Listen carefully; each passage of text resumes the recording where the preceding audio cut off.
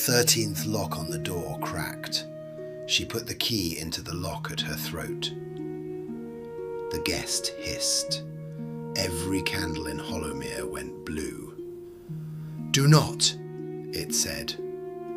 For the first time it sounded less like a guest, more like something shut out in the cold. Isolde turned the key. The lock around her throat opened. So did something inside her. Not a wound, not a mouth, a threshold.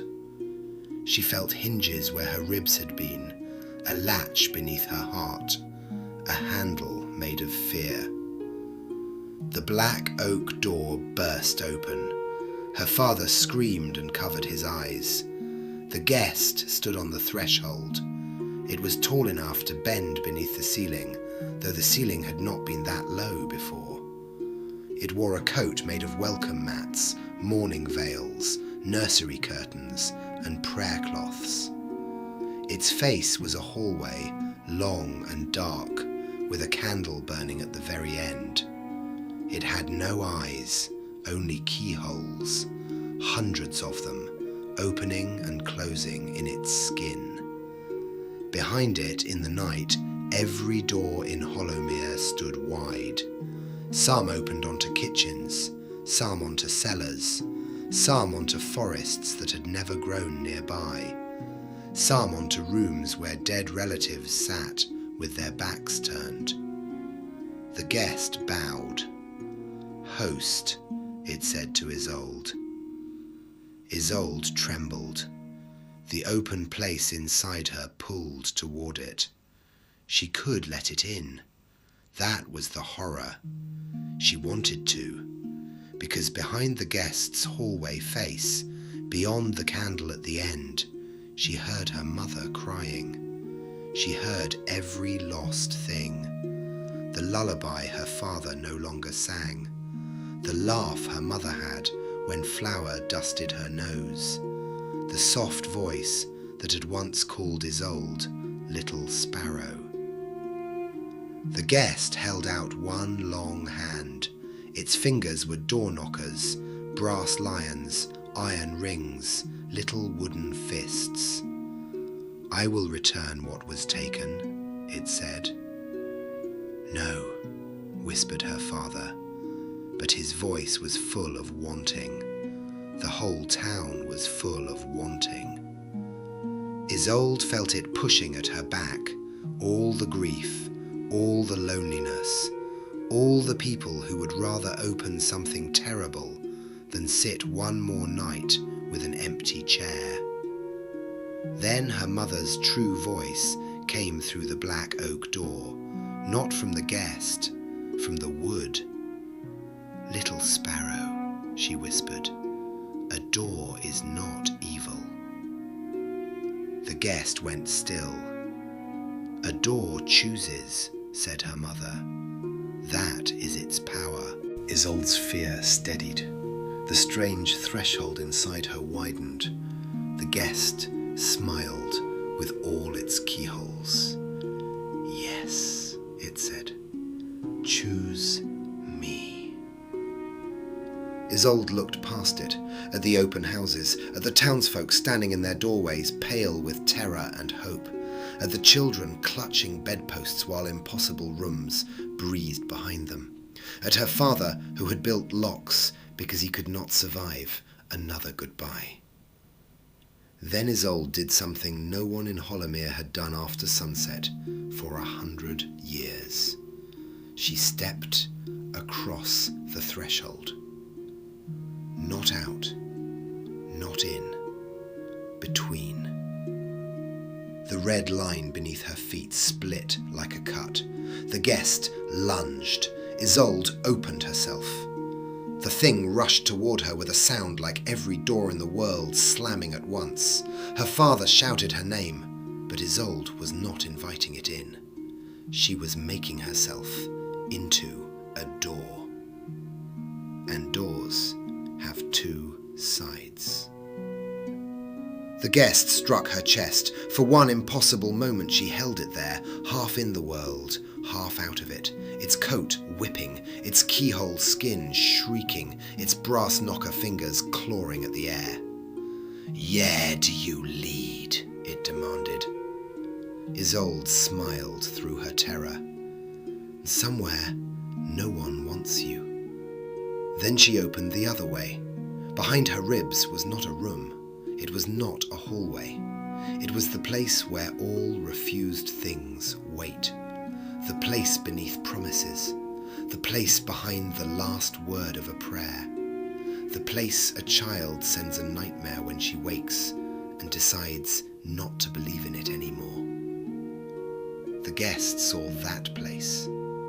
For the first time in all its long hungers, it tried to knock. "Please," it tapped against her bones. "Please." But no one had to answer. Isolde slammed herself shut. The guest vanished, not with a scream, with a click. Every door in Hollowmere closed at once. The sound threw snow from the roofs and birds from the trees. Then came silence, real silence. Not the old frightened kind, the kind that arrives after a fever breaks. Isolde fell into her father's arms. The silver lock lay open in the snow. Her throat was bruised. Her chest felt full of splinters and rain. But she was alive. And in the black oak door, something moved. Her father lifted his lantern. The scratches were gone. The door was only a door. Then, from the grain of the wood, a woman's hand pressed outward. Not flesh, a shape in the oak. A farewell. Isolde touched it. The hand on the door matched hers, palm to palm.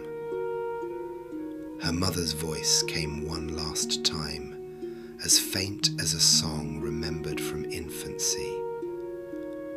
"My brave little sparrow, do not lock every ache. Some are wings." Then the hand sank back into the wood. By dawn, Hollowmere had changed. The church door unbricked itself, though no one went in for 3 days. The gravedigger stood all his doors upright and wept when none of them moved. The baker put salt in the bread and sang so badly that people bought extra loaves just to hear him try again. And the townsfolk removed the 7 locks from every house. Not all the locks, they were not fools, but enough. They painted over the red lines and replaced them with blue ones, because blue was the colour of mourning. They taught their children the new rules.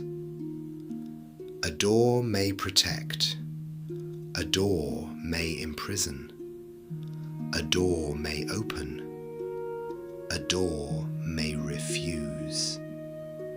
And no door, no matter how beloved the voice behind it, should be opened by grief alone.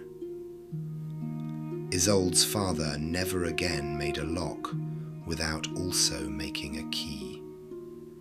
For years afterward, he kept the little silver lock in a glass jar on the mantel.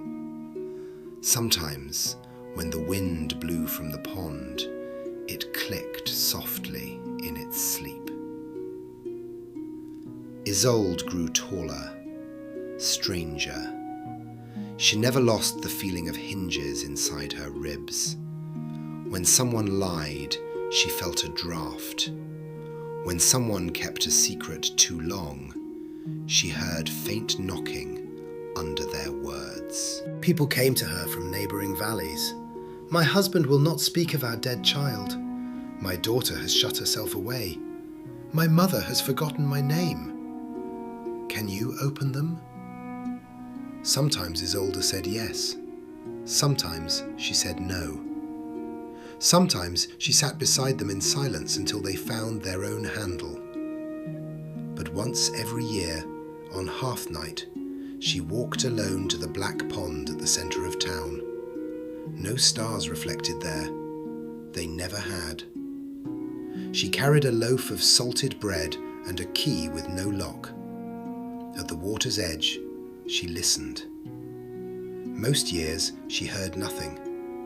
Some years she heard faraway tapping like rain inside a wall.